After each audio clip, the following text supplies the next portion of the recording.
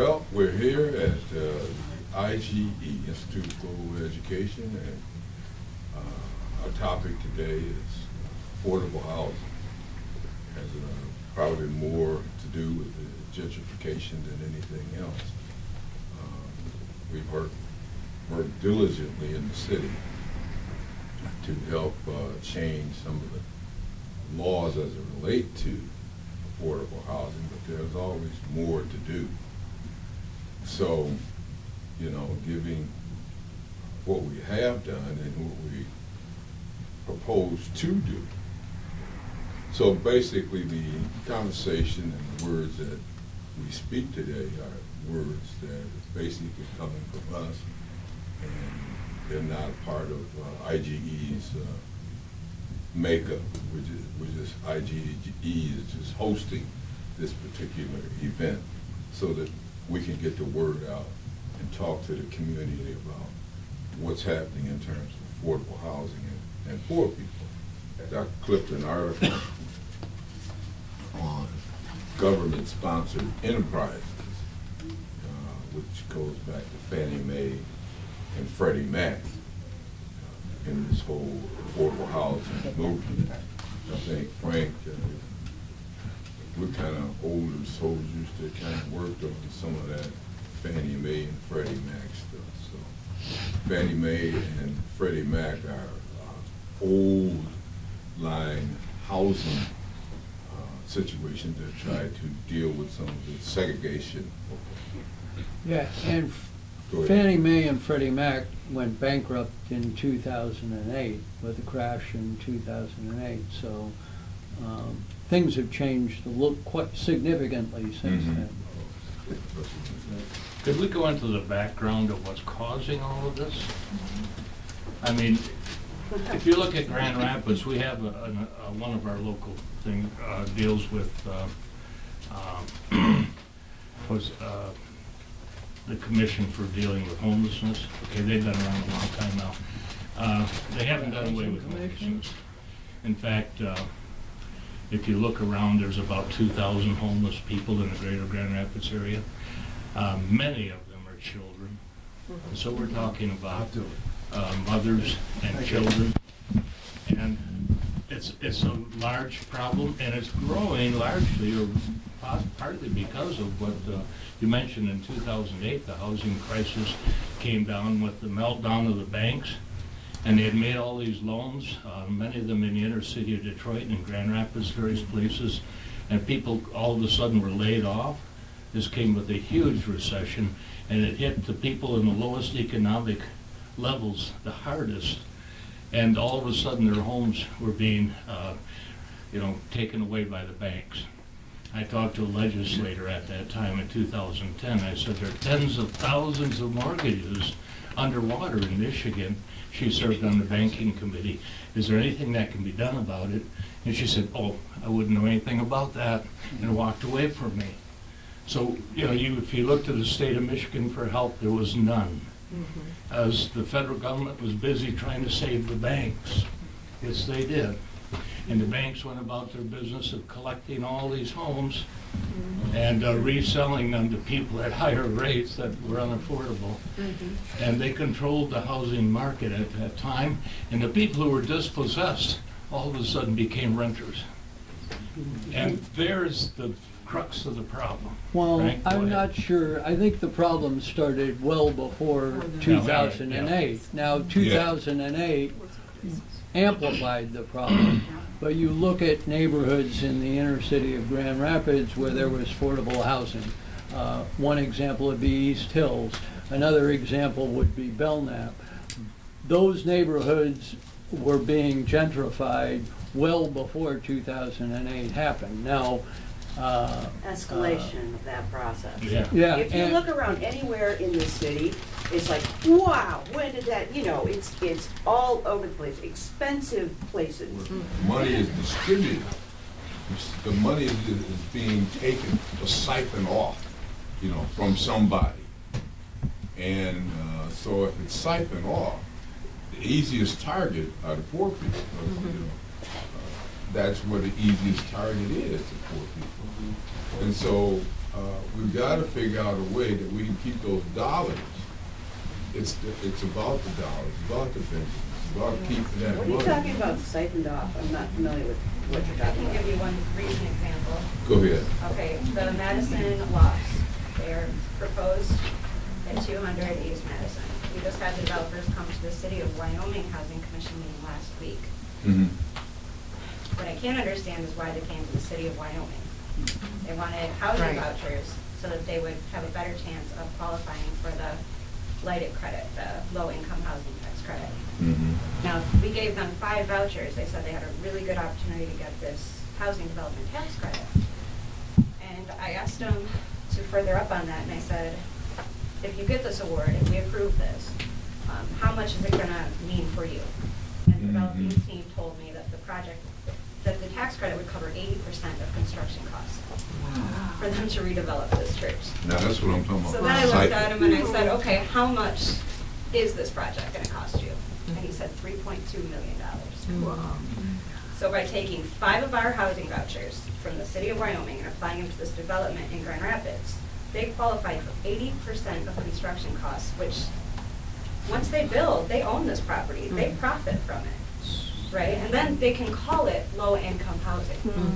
But when you look at the prices they're gonna be charging for rent, It's not low income. right, there's 22 units, only 11 of them are gonna be going for less than, I think it's 50% of the AMI, which I think the AMI is right now is around 60,000, so. Average medium income? Mhm. Yeah, and along with that, these are dedicated to seniors 55 and older.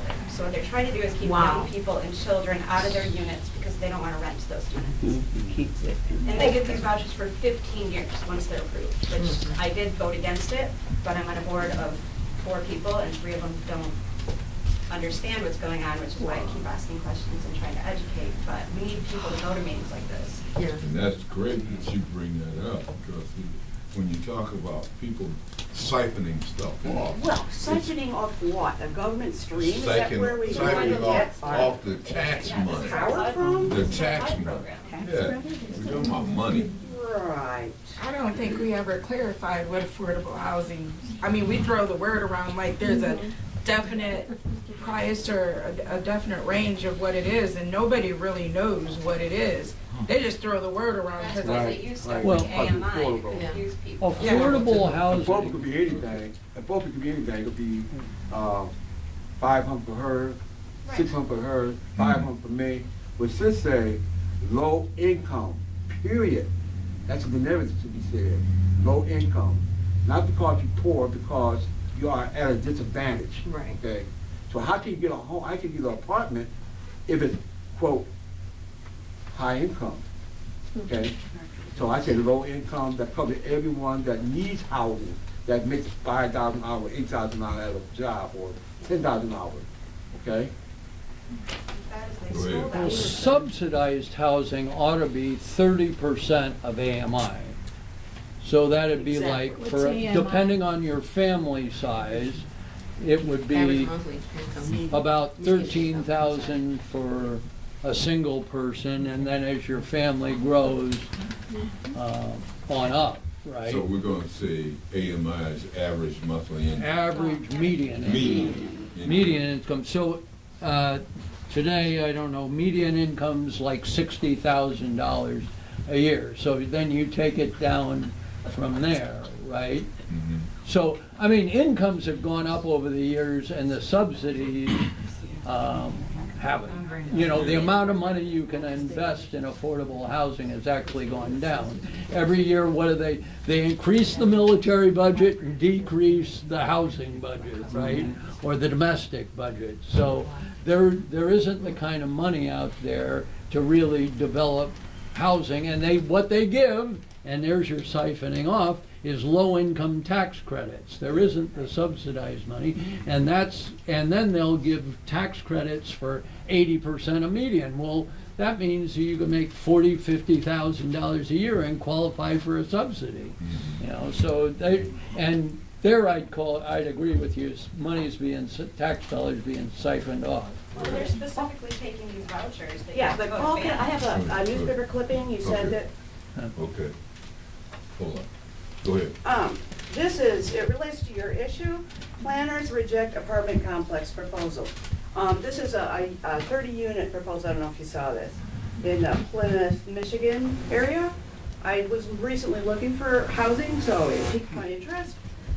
Well, there were 100 signatures, and that was part of the evidence that the neighborhood who was consulted didn't want it. To me, it's a simple class issue of single-family homeowners not wanting the encroachment of people who live in rental units. That's my opinion. I don't know. What's your organization? Grand Rapids Homes for All. Homes for All? So I don't know if, have you seen this? No. Let me go to this young Sure, lady. go ahead. Go ahead. Oh, I was just saying that there's specifically the Wyoming Housing Commission, which just actually added an entire chapter to their Housing Commission book. This was in December. I called a special meeting and questioned them for 2 hours about why we would change how we do things. But they added a chapter to where now we are giving these vouchers to developers.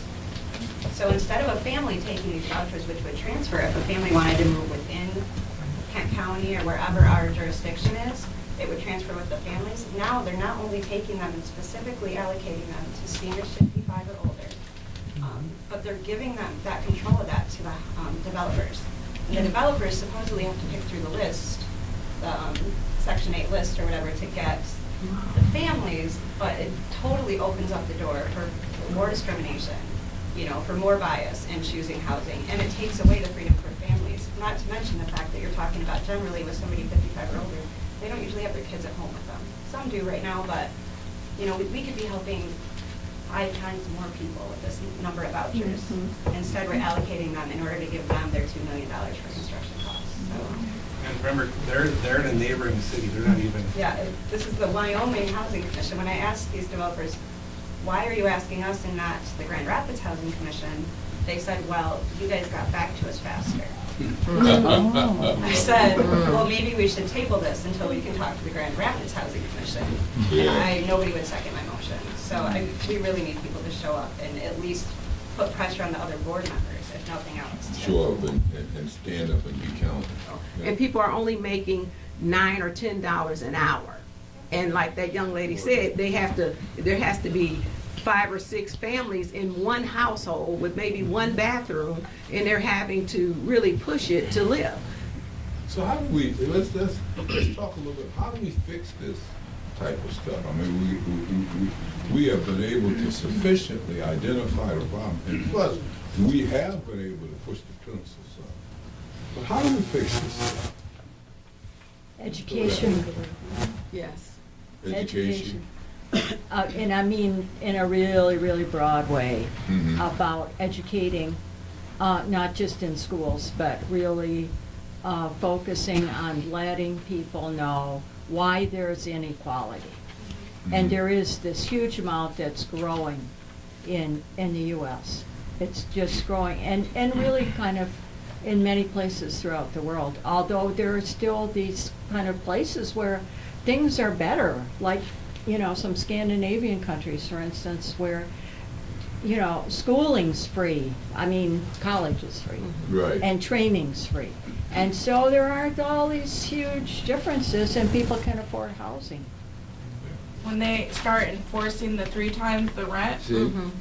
there's no way you can work minimum wage. That's right. There's no way you can work $10 an hour. There's no way you can work $12 an hour and still afford it. You literally have to make $22 to $25 an hour to afford a place in Grand Rapids. right. And there's where the problem comes in. You want to know how it happened? Systematic racism. That's how it happened. Those houses down in Heritage Hill, those houses were owned by African Americans. That's true. Then they started gentrifying St. Mary's Hospital. That's true. And then my grandfather's 89. I say, whenever you want to find out something, you go to the source. He said he could not find a real estate company, a realtor in the city of Grand Rapids that would show them anything other than this area over here. We're talking about Franklin and Fuller area. We're talking about What wealthy. decade was And it that? this was the 70s. Let me keep going. Yeah, let me hear you. I'm going back. Because it's Okay, not all the right. 1970s right now.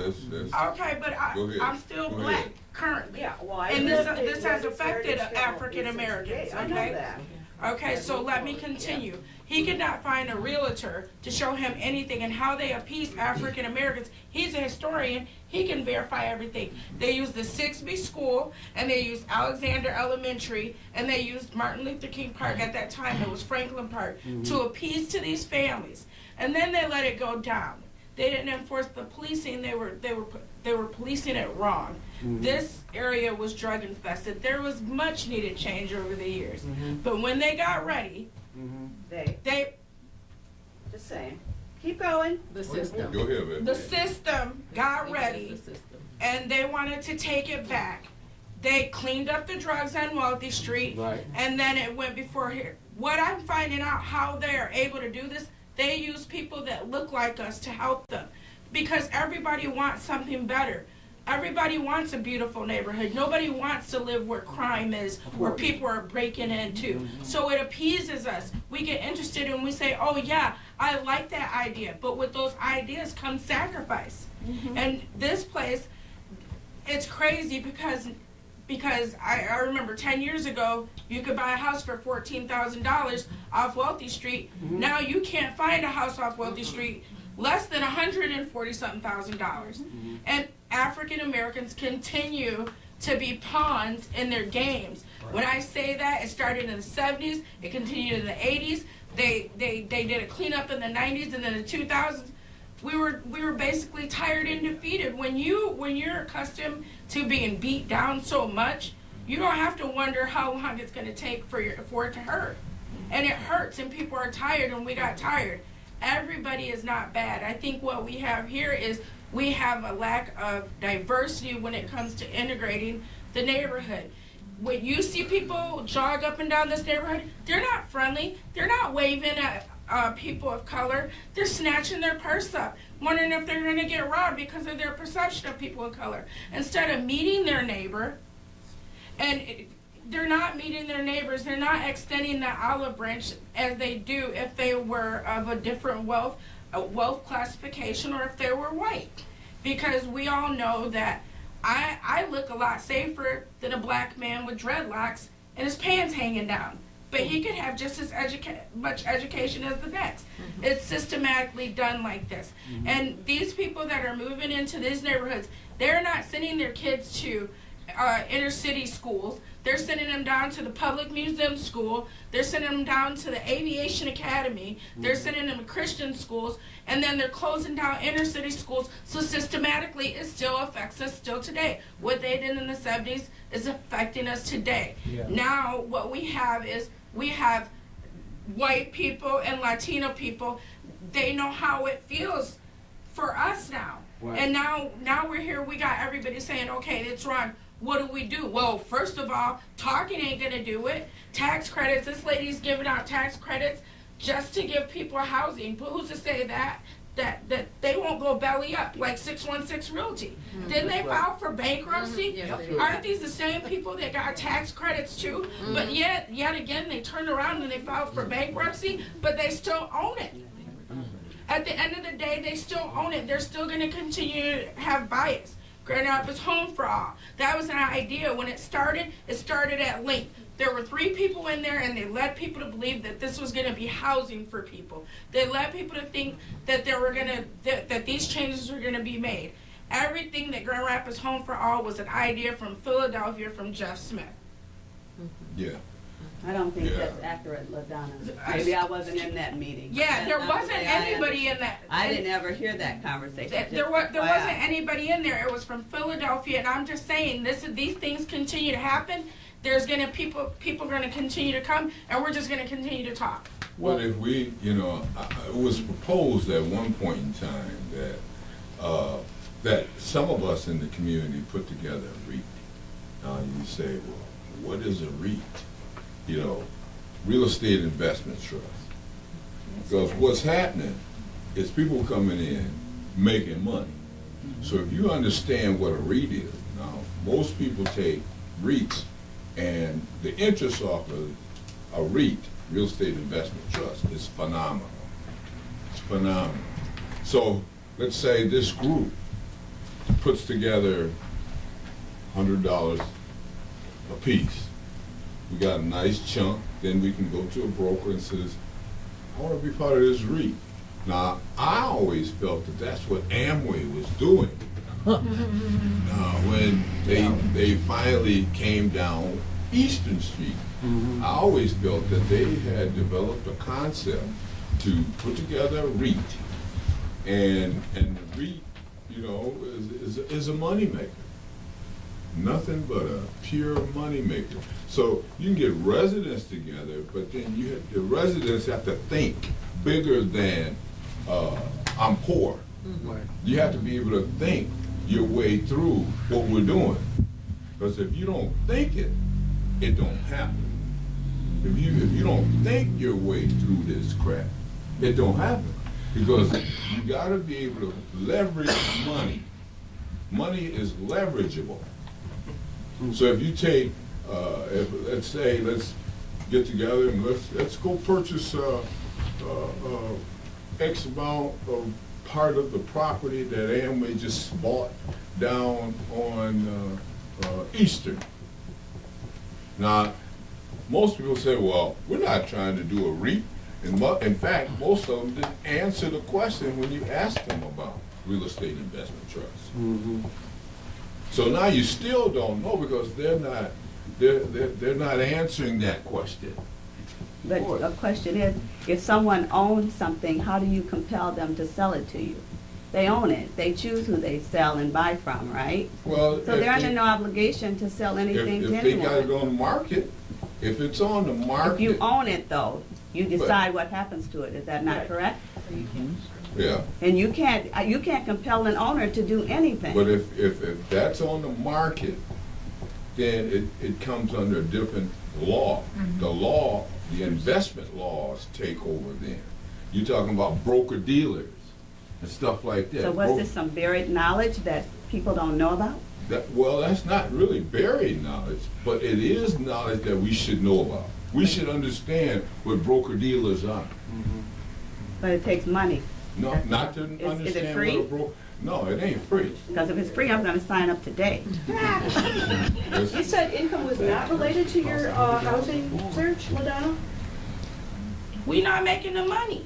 Yeah, They not, You yourself black personally said. African Americans, Well, I we not realize getting the that. jobs. Go down, up and down Wealthy Street.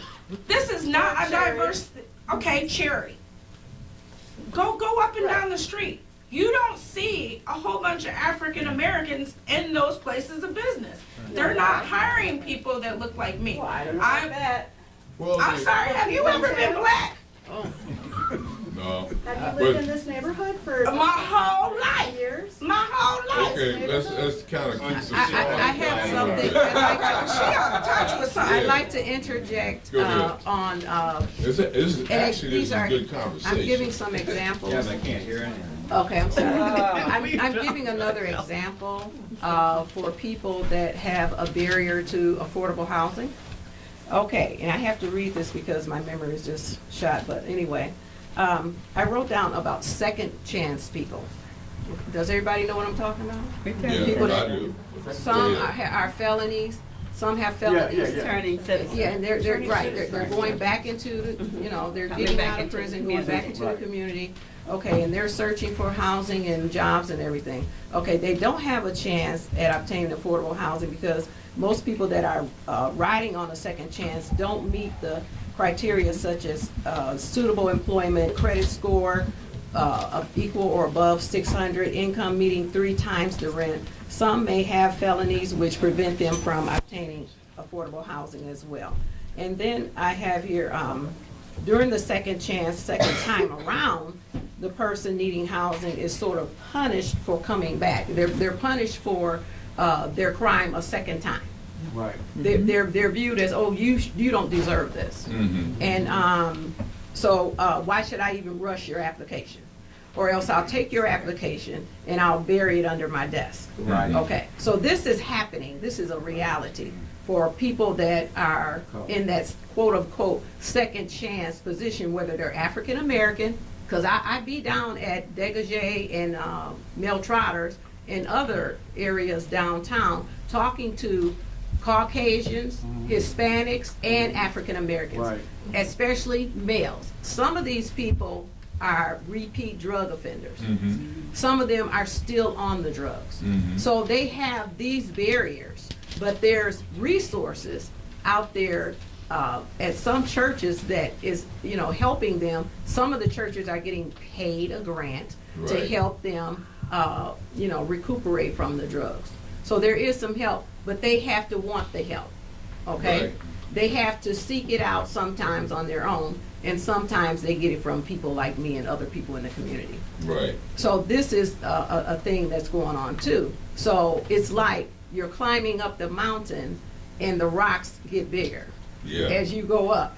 Yeah. And you end up falling back down because you can't get over this giant rock in the way, which is a rock that discriminates because you're a repeat offender, Yeah. or discriminates because of, you should have done better, you should have known better. These type of attitudes are coming from people as if they're doing God a favor. Right. No, they're not doing God a favor. They're doing they're victimizing the people that are really in need of the help. Victimizing the victim. The victim, yeah. They've already been a victim. Never mind if they chose to do it themselves. If you're bringing a person out of a situation, you don't go condemning them for coming out. Yeah. Right. But that is happening. Yeah. And let me see if I have And them. maybe some of us should get smart and have the state reps or talk to some of the state to build into the law that deals with some of that stuff that you say is messed up. Mm-hmm. So maybe we should be dealing with, more so than us, we should deal with a couple legislators. Go ahead. Well, and one of the things Homes for All looked into and started to work on was rent control. Yeah. When the city did their housing strategy, great housing strategies, one of the things that was brought to them is, well, we need to implement rent control. And right off the bat, oh, you can't do that, the state prohibits it. And so Homes for All looked into the possibility of putting together an initiative to allow rent control, city options for rent control. But the barriers to that are so great, and the people in office, the people who control the legislature are such that it's almost impossible to do. So what we need to do in a lot of cases is change those people as well. So maybe this is a great looking coalition. Maybe the next move would be to find some powerful individual on the state level, maybe 4 or 5 of them that can influence other legislators, and do a little small position paper and put it to them. So you're saying vote for somebody that's going to stick to their promise? Oh, no. I mean, you have to. I'm just asking, I'm just asking on that's behalf true. of somebody That's else true. that's not here. Because they ain't I mean, all the time stick to their promise. You don't have to take the change. okay. I think ultimately it's more effective. You gotta change the law. Yeah, I know. Ultimately, it goes straight Thank to you. these developers who are making millions of federal dollars from us, Mhm. and we hold them accountable by name. I got names right here. Yeah. I mean, people don't know what's happening, and I think that if we got that information out and started holding developers accountable, other developers would be a little bit more crazy. Is there anybody, does this group desire to kick it up the stairs a little bit and hold some of the legislators accountable, and get us some legislators and developers together and see if they really want to help people? I get a little nervous. We already got some, and look where we at. Just saying. Lord's my faith in that. Sure. You had a point. You know, Sure, one you of can them ask walked away from me. I wouldn't know anything about that. You So, talked about. you got your work cut out for you. We need to educate that Barb, person. Barb, We need to educate the people on the housing commission. We need to educate the people on the city commission who are making these deals with the developers. So my thought is perhaps Homes for All, which is, as Dane said, an advocacy group. We don't buy homes and provide, we're just trying to raise consciousness, conscientious, compassionate people who are trying to learn about what are all the ins and outs. Maybe, we could stay whatever the word, on Abreast. task, with with what's going on and then organize people to show up at these meetings and testify, or whatever the word is, to say, look, your decision is doing this to me and other people in that situation, so they know the effect of their decisions. I mean, we know the effect of their decisions is to make a lot of money. That's the It's intention. very powerful to actually watch these guys walk into a room and talk to my fellow board members about where they dock their yachts. Of Yeah. course. That is literally the conversations they have. Oh, you're in Mercantile Bay? So am I. I've got a 60-footer. And then they I rode the bus here. So, you know, the advocacy, Hold on, let's that maybe get- that's, it's grassroots and it's, you know, it's education, like Katie said, but it's, you know, we've got to get at the people who are making the decisions. Right. And Yeah. just keep at it. Yeah. Just pound them, You pound could them, have pound them. turned down this development project for at Young least lady, months. Okay. young lady. I wanted to share a little bit about me myself with this issue. For me, gentrification, I didn't know that term. A few years ago, one of my friends explained to me about it. And for me, it's related with displacements. Yeah. And then specifically because I'm originally from Mexico, and the situation is globally displacements for or taking our resources, and that's why it's forced immigration. That's why we are here. And my experience here is like I was homeless 3 times, and it took me from 2007 until 2016 to find a place to be stable with my kids. Mm.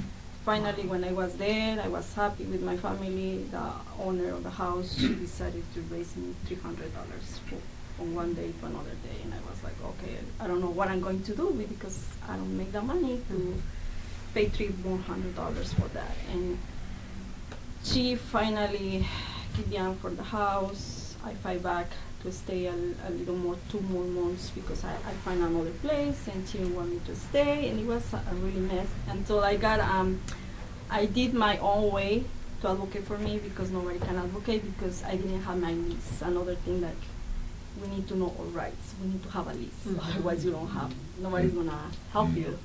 They do have rights, people still do have rights. They might not feel like it, you know? Yes. But And I it's- wanted to just kind of mirror what you're saying, that it would be, I think, a good idea to maybe find a way to get people, just to let people in Grand Rapids know exactly what their rights are and what the landlords cannot get away with.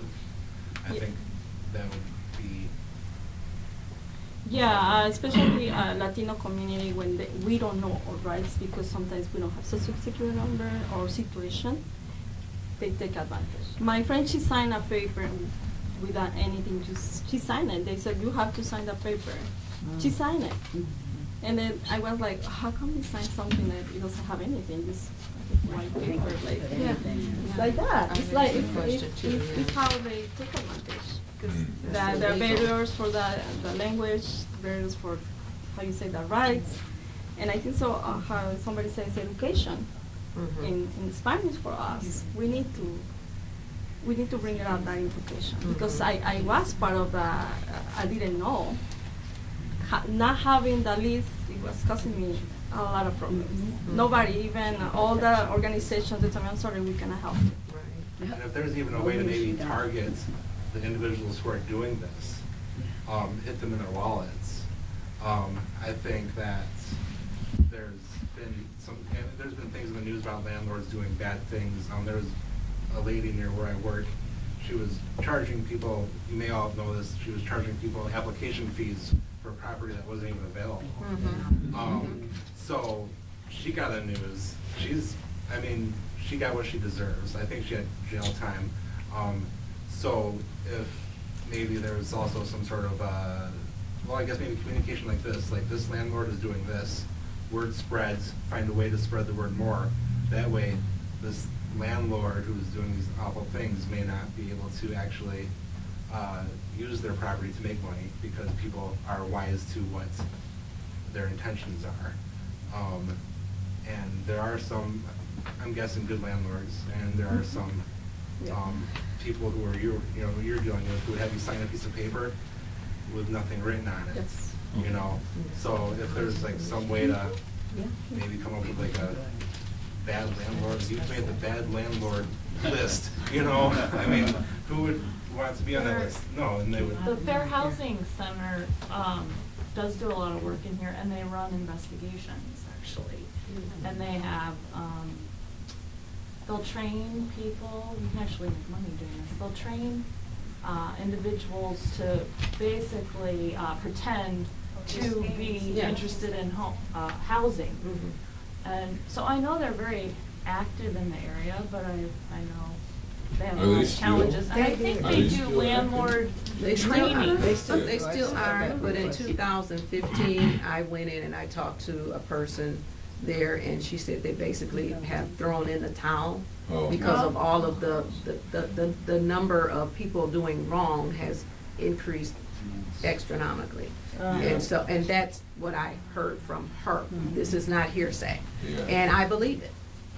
You know, and they, when the property management, like Wingate, I'm gonna go ahead and say them, because they took me to court, and this is after I had a medical condition, I couldn't go to work, and I had used all of my funds to pay out my rent. They forced me to sign a new lease and move me in a lower apartment so I wouldn't get hurt in the apartment that I was in. And so, my question was, how can they try to force me to pay on a new lease when I was already 1 month or 2 months on my way out of that one? You know, kick me to the streets on that one and not try to collect the rest of the year on the new one. So you didn't See what have I'm a saying? great, you didn't have an advocate? No, I didn't have an advocate, but I had to respond to it myself at the time. I went to the housing place and they couldn't do anything for me. She said they basically thrown in the towel because it's just happening too much. You know, it's happening too much and too often. To not do your job. And that's okay, they've helped me before in the past. Oh, okay. You know, but that was when everybody was on board with following the law. When somebody tell you that we can only rent to you if you have one child instead of two. Yeah. So, and that was defeated for me. But now, almost 30 years later, you know, it's like, you know, okay, we'll take your complaint, we'll do this, we'll do that, and you don't hear from them anymore. They deal with more traditional discrimination, not the current type of discrimination we have now. I can understand everybody's frustration when they're dealing with the fair housing, but I mean, they simply just can't do everything. They don't have the manpower, and and I think they pick and choose. Like, if it's not a right of, like, your civil rights haven't been violated, then I think that they kind of back off. So they would, being the Fair Housing Center, I believe what they're giving grants to do is to specifically advocate for, under federal discrimination laws, and then state, local, county discrimination housing laws. But if you're a tenant and you do have rights and remedies as a tenant, as does the landlord. It's great to be informed of those. So those would be, there could be some overlap, but there would be a difference there. Because you might have rights under your contract. If you have an existing contract and somebody's trying to recontract with you, that might be there may be discrimination involved. And if you thought there was, that would definitely be an element of that. But then outside of discrimination, you would have rights and remedies under the contract you signed. And then that would be where more general, traditional legal advocacy might come involved. Right, Does that but make you know, sense? it makes sense, but at the same time, from what I can recall, one of my sisters helped me to get into the apartment. My sister had good credit. So for her to not have the bad credit under my name because I'm being the person that's kicked out, she got me on the lease by myself. The management got me on a single lease by myself. She took me off from the one that me and my sister was on, and she put me on one by myself. You understand what I'm saying? So she only takes me to court. She's not taking me and my sister to court. Because it's no longer me and my sister on this lease. She's taking me to court on a new lease, which starts the rent all over again at the end of a lease that me and my sister was on. Okay? It doesn't make sense, but that's how it went. And so, you know, that saved my sister from having bad credit. But it was like an underhand to me. It was You felt like there was possibly. Oh, they were wrong. I've never had any, I'm not saying discrimination.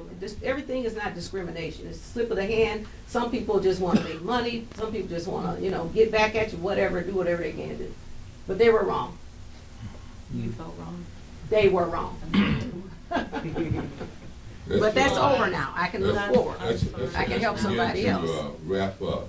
Yeah, I've got some positive things to add on this subject. I've collected That's some good. articles on what's being done. You guys are positive. Yeah, really positive. Many of you, some of you might be aware of the Inner City Christian Federation recent project they completed. They took a high school, renovated it for families, and they're moving 30 families into it. It's all affordable. Yeah, they got a bunch of tax credits. Yeah. Okay, they got their tax write-offs. Habitat for Humanity has a $9 million project, 5-acre development along Granville Avenue called the Roosevelt District or whatever. And this one includes a high school and a clinic, a healthcare clinic, which, in other words, there's some communities that are starting to plan affordable housing units so they can really take care of all of the needs, the education. Except that it's not all the needs, because Yeah. there's so many people who don't have documentation. There's not a lot being done in And the Grand people are being Rapids in pushed out that of that area. neighborhood, sorry to bring that More, up. Exactly. more could be done. Yeah. It's a reality. It's the needs of that neighborhood is not being taken care of. A lot of it has to do with the RPOA here in Grand Rapids. The RPOA is setting the standards and actually having classes on how not to accept the subsidy, how not to rent to low-income people. And in the past, there was a renter's handbook that you could get from Legal Aid or downtown at the courthouse. But now what they've done is incorporate the big wigs with the little people and say, look, these are the standards for the landlord with the RPOA. So RPOA, the Renter Property Owners Association, plays a big role in the gentrification as well. So you could go down there, you could get an apartment listing, but everybody's not taking subsidy. Everybody's not concerned about your well-being, because what I found out was the city took 3 hours to talk to 200 people down at the city building owners and property management about the standards and broke it down to actually $65 per person. And then when the civil infractions start coming, they're saying how to avoid a civil infraction is to not charge a deposit. And so the RPOA plays a significant role in the gentrification and the housing crisis. So I want to add that. I have a question. It's Homes for All, you've gone to the city commission meetings, right? And what do you think the city commission is doing? Nothing. Well, here's what the city commission has done, is they are supporting housing that's at 80% of AMI or 60% of AMI when the need is at 30% of AMI. And they say, well, you can't afford to build houses, what you need is low-income tax credits to do 30%, and there's just not enough of that around. So most of what they have done doesn't address the real need. But this is how they can appease people and say they're helping with low-income housing and appease developers by getting them millions of dollars in tax credits. I've got Rosalind Bliss, the mayor of Grand Rapids, quoted here. And this is where Habitat Tent comes in, because a stable, affordable home can change everything, and not just for one family. Affordable home ownership is the backbone of a healthy, vibrant neighborhood for everyone, and it's the backbone of a great city. And it goes on to talk about That's the pretty Roosevelt. idealistic way of looking Yeah. at That it. sounds It's a like a nice politician. sentence, but it doesn't address the real need. Right. Has Homes for All met with the city manager? Not the new one I thought Homes for All met with the city manager. We The have new met city with manager. Not the new previous one. city manager. Yeah. Not yet. Okay. Yeah. It's coming. Which some, yes. Yeah. That would be nice. That's a good So plan. is that a plan for this group? Yeah. I mean, we want you to be able to move out of here and put something into action. If you end up writing letters or petitions, I know that, you know, I would get IGE to help sign those letters or petitions.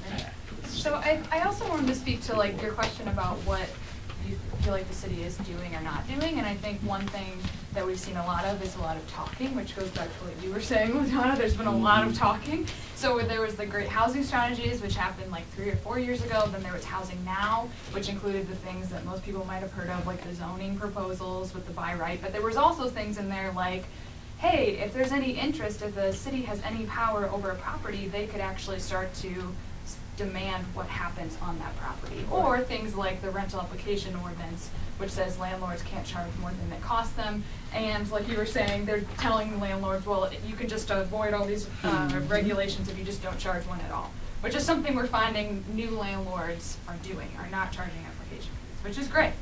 But I think there's too much talking and not enough movement, because like what Frank was saying, there's not enough true affordable for people with lower income housing. And we think that there's totally more that could be done.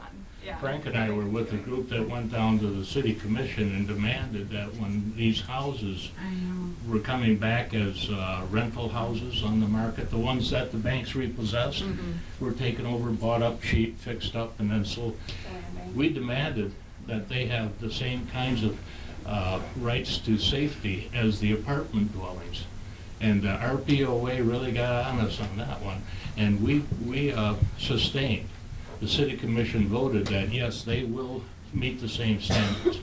So they will be, you know, healthy and safe. They'll have the fire extinguishers, and they'll have to meet the same code. And that was a major victory as far as I'm concerned. It was done by one organization persistently coming to the city and making demands. So it can be done. What organization? So what? Michael Center. That was a single-family rental certification ordinance. Yeah. What are we going to do as a group? We got a lot of power right here in this room. I think that if you got a lot of power in this room, like you said, I think what we need to do is inform the Grand Rapids citizens, okay? Those who don't know what's going on, what's happening in their area of the city, get them involved, let them inform them what's happening. By greater numbers, you put pressure on City Hall and the developers, okay?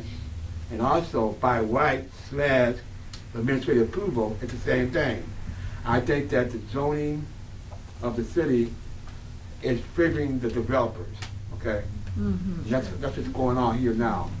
So I think if we can get on TV or somehow, or the newspaper, inform Grand Rapids citizens that, look, we got a crisis here, it ain't gonna go away, and we need to join together as a group of people in Grand Rapids. It all affects us. I don't care if you're black, white, Mexican, Puerto Rican, it don't make them matter.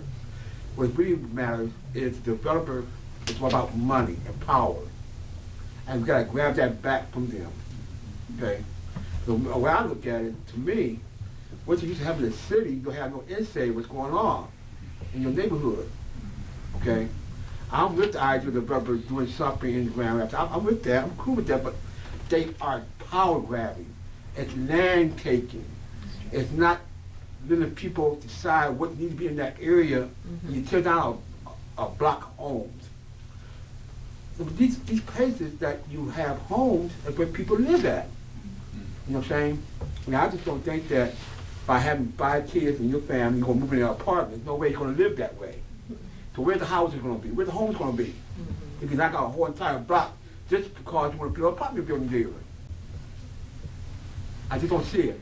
And I think right now we got to stop thinking, like she said, all that talking, got to put more powers behind ourselves. You got to demand. They're not going to give it to you. They're not going to give it to you. City Hall ain't going to give it to you, and the developers ain't going to. You got to take it from them. You have to. So where do we go to begin to take our power? Well, there's the. You got to holler. You got to holler. We're talking Don't about want to, don't want you to holler. But where do we go within the next couple of weeks to make our opening selling TV. statement? radio. Yeah, she mentioned Face to writing face. letters. Writing letters? Sending Writing letters to letters. Well, that's what I was legislators. gonna TV, ask, like, face to face. I've heard some ideas about like going and figuring out what developers have like a lot of say, and how could we hold them accountable, because I heard like, get them where their pockets are, right? And so is it like something we want from the city or something we want from a developer? Because there's a lot of organized. You wanna hit them both. Yeah, so both, there we You go. wanna hit them both. Well, Albert talked about a demand, Yeah. and what we need to do, Hold on. and maybe Albert's got this, but we need to define a winnable demand. What can we define, what do we want that's definable and winnable that we can take to the city commission and the city manager and say, we need this? Zoning, that's one thing, because you want to zone up an area. Well, You couldn't do it. specifically, what about zoning? Okay, so if that's something that most people agree with, then let's do something. This Because talk we- show that we're doing now, Yeah. when he gets done editing it, Mhm. and you know how he will send it to GRTV, and he Mhm. will put it on YouTube, Correct. we send that link Mm-hmm, to the city manager, mm-hmm. we send that link Nice. to the mayor, and if we can get some of the developers' names, we send that link to the developers. Mm-hmm. And they can watch the show for Information tonight. out there. That's one start. I agree. But we gotta hit Yeah. the news media, hit them hard, get people on TV, on the radio, if possible. Send to them. More faces out there, so more people will see what's going on. Right. And And do also a call. take it Yeah. to our religious leaders, our pastoral leadership, and have them to, call for, a great number of people to show up at the commission, Yeah. and speak out for us, Can we meet Start there, after, too. anybody that has, say, like a social media group or something, so Sure. that we can kind of at least put down a list of other groups and people we can keep in contact with, if we can try and build a coalition from who's here? Can we say out loud, who are the developers, do we know? There's Let's a just lot of say it. different ones, ICCF There's is a lot, one, they're a yeah. big one. Rocker Construction. Rockford. I mean, the ones on this particular project, the Madison Loft is gonna be, they've got Colliers International, KMG Prestige, Triangle Associates, the Old National Bank, Lot 3 Metz Architecture, and Lehman and Associates. Say it louder, Katie.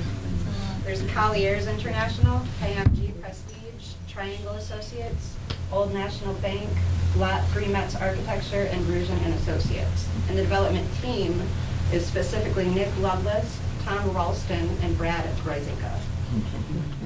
I had a follow-up question. Somebody said something about rent control, the big issue in getting legislation for city-picked rent control. What was the drawback? What was the issue? Who knew about that? The state prohibits it. Oh, my God. So it would require legislation, but then Yes. there was a follow-up comment that it was going to be really tight because, hard to fight. Well, obviously, money, but I know in New York, they've had rent control. Money It is was what just it's a mission station. station. And that's New York City, not New The York acquisition, State. not even part of the United Well, States. right now, the control of the state legislature won't vote in favor of it. So we were looking into the possibility of a ballot initiative.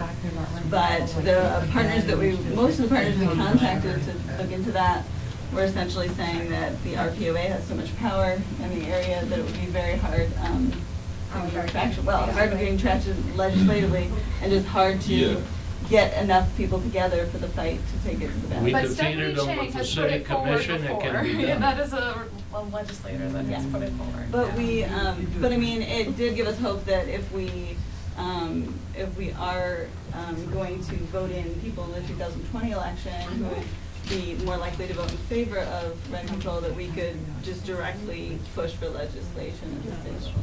The rent control. Legislation's a long-term goal, I think. Yeah. We Oh, have to yeah. be realistic about that. Yeah. And we're kind of looking for more short-term solutions. About a 10.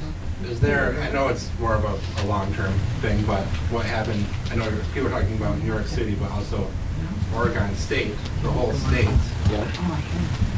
4 weeks ago, rent control for the whole state. And I'm not sure exactly what they did, maybe you're familiar. Oregon's a little If we different could state kinda than look Michigan. at that, see what they did. They're progressive, but it's also the rents there are also very high in the Northwest. So I can imagine there was a lot of pushback, I'm guessing. So if we could just look at their model, see what's been done before, because they've done it.